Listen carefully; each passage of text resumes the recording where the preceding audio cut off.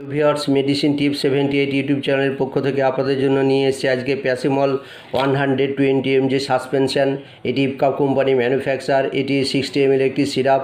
এর দাম রয়েছে 40 টাকা 99 পয়সা, অর্থাৎ প্রায় 41 টাকা। তো ভিউয়ার্স, এটি পেডিটি সিরাপ। যাদের বয়স 2 বছরের নিচে তাদের জন্য এই সিরাপটি ব্যবহার করা হয় এবং 2 বছরের ঊর্ধ্বে হলে প্যারাসিটামল 250 mg ব্যবহার করা হয়।